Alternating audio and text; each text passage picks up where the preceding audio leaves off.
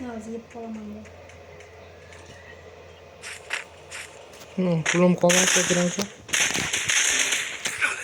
The safe zone's closing in.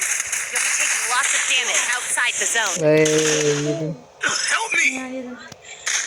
Koydum o. İyi öyle kaldım. Biraz oldu. Daha bitti basıyorum. Siz bilan diyor siz anaqa yok ekansiz. Bitta Asad Bey ekan. Yomon ekan da ular. Yo'qmi ekan.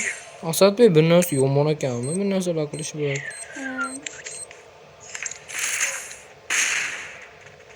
Ben saklayan kurtarmadı. Double kill. Özüm öyle oldum. Triple kill. Asad Bey yomon. Triple kill. Asad Bey bizni qutqarib qoldimi? Ya kurtargan yok. Endi asatlagan hammasini yopdi da. Yo, ashi bizni qutqardi, bizni yutdi-ku, to'g'ri bizni kemani yutdi. Pulim ham bo'lib yutganimizdan keyin pulim ko'payargan-da. Yok farkı yok. Hiç köpeği.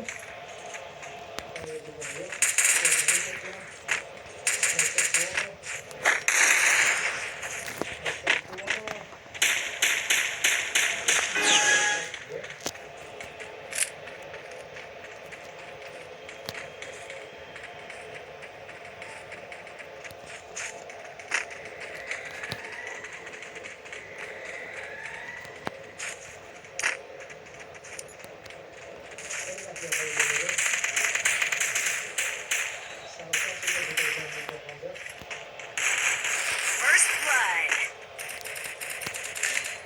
blood. Arkada.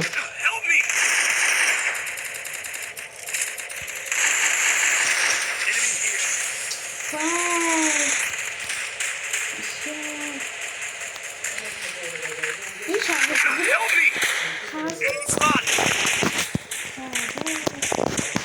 10 minutda o'chiring, har 10 minut yetadi bitta videoga. Undan oshig'ini 15 minutdan oshig'ini qo'yib bo'lmaydi. O'zi 10 minut normal deydi. Ko'p emas, kam emas. We're out of seawalls. Move carefully and look Yo, for cover. joni boshqa. Qochyapti. Oo, kadar var ya yazıyor. Okey. Ha, Şahane. Shahzod o'zi bu. Şahane. Bizi böyle.